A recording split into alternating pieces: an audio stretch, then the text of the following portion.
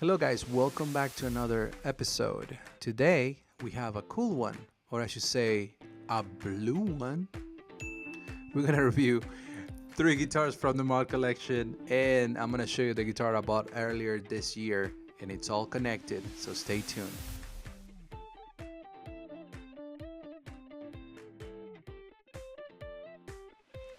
Hello, guys, welcome back to another episode of Memories and Tunes. My name is Hector, and if you haven't yet, please comment, like, share, and subscribe. I really appreciate your views. Last episode, we talked about some mod collection guitars, which is this episode, and today we're gonna do sort of the same thing, but with a fun little gimmick. We're gonna talk about blue colored guitars. Okay, so the first guitar we're gonna talk about is gonna be a 1956 Les Paul reissue. The color is Mas Blue Metallic. Mas, I'm guessing it's more in Spanish. It looks amazing. I love the color. It's a reissue, so that means that the neck is gonna be thicker. Les Paul's always been mahogany body, maple top as far as the standard series. This one specifically has a chunky C-shaped neck, which is period correct, which will be the neck that you will have in a 1956 Les Paul. Back in the day, they didn't have the tools to make thinner necks, so all the necks in the 50s were like super chunky, and then towards the 60s started getting thinner and thinner and thinner. The mahogany body and maple top, like I said, it has a 3-bar trapeze tailpiece, which, for what I hear, goes out of tune a lot. So I'll be interested to see how this one performs. It has amber speed knobs, which makes the guitar looks pretty cool. And the pickup is an interesting configuration. The pickup is P90 ST on the neck and a custom Bucker Alnico 2 on the bridge. Weighs 8.8 pounds, which is not bad. And is $4,700 to take this one home. Now, design-wise, I like it. I feel like it's very elegant, it's very cool, especially for being a bright blue guitar. I think it does the trick for me. Definitely, this is one of my favorite ones from the mod collection this week. All right, guys. So the next one we're gonna review is Les Paul Studio. The color Serenity Sky, which I like the color, and the combination on this one is pretty cool. It has a slim taper neck, which is a big difference between the standard series and the studios. They usually have like a thinner neck.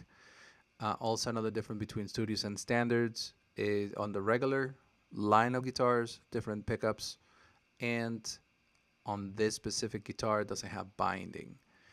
Mahogany body, maple top construction as well. Has witch hat knobs, which is one of the features that I like. It reminds me of the Black Beauties on the 70s versions of the Les Pauls. It looks pretty nice. The pickups are a Zebra Coil 80s Tribute pickups. Zebra, like I explained in the previous episode, has a white and black coils, so you can see that. That's why they call them Zebras. Weighs 7.6 pounds, so it's lighter than the previous one, which is pretty awesome. The price on this one is $2,000. I don't know. I don't know if I like the price that much, even though it's $2,000 for a studio version. I don't know. I guess you can make the case for the exclusivity, the one-off factor of this guitar. So, I mean, if you're into it, go for it. $2,000 is not that bad compared to the previous one. All right, guys. So the last guitar that we're gonna do, the third guitar, is gonna be a 1961 Les Paul SG reissue. Now, Les Paul SG. So what happens is that back in the day, they offered this model to Les Paul, and he did not like it. So they did a limited run for him, and I think it went from like 59 to 63-ish, 62, and until they dropped the Les Paul name out of this guitar. Because back in the day, Les Paul used to be huge, and he used to be one of the shredders all the time. And he takes credit for the shape of the Les Paul. Gibson takes credit for the shape of the Les Paul. So you don't know what's going on there. And then this one was another model that was offered to him, but he just didn't want to put his name on it, even though they did a limited edition run. With that little back history on this, we're going to go back to the color is Ice Pop Blue. Not bad. 1960s slim taper. Like I said earlier, in the 60s, they started making the necks a little bit thinner. Mahogany body, custom Barker Alnico 3s, deluxe tuners, with white plastic.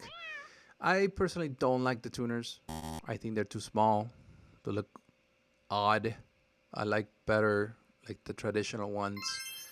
And the price is $4,100 to take this one home. Now this might be a little bit more expensive than you want to pay for an SG. Now like I said before in the previous episode, the reissue is what gives most of the value just because of the specs. But in this case, everything is kind of different. I don't know if you guys think the color. Let me know in the comments. And I think that's it. We're done with this one. All right, guys. So since we already reviewed the 3 guitars, I was thinking, why is the mod collection doing so many blue guitars? Is there a market for it? Are the people craving blue guitars? Well, personally, I don't think so. I can only think about 2 people that played blue guitars, or that were famous with blue guitars. First guy will be this little boy. I always have problems with this camera. This little boy, Mr. Kurt Cobain, when he was playing this guitar in the Smell Like Teen Spirit video. God awful Mustang Jaguar guitar. Sorry, I don't like that guitar. And then the other one will be Dave Grohl. He plays a Trini Lopez. And it's really cool because it's very close to an ES335. It has diamond holes instead of F holes.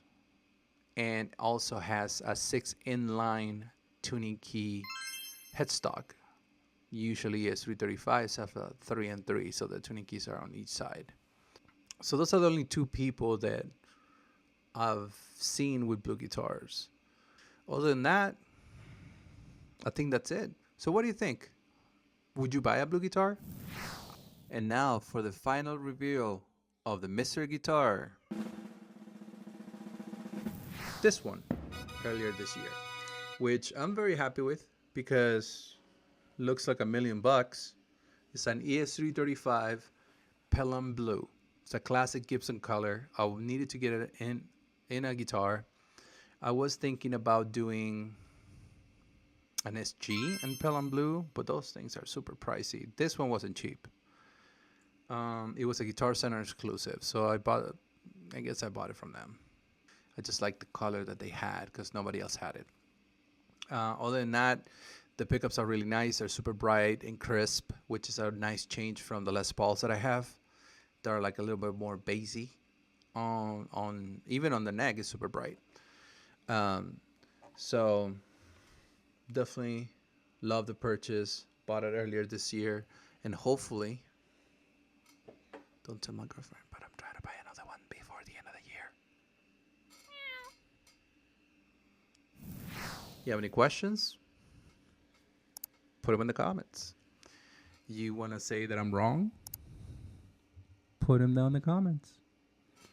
And if you want to see more guitar stuff and memes, go to my shorts page, which is also on YouTube. So it's just all going to be here. It's going to scroll down and up and down.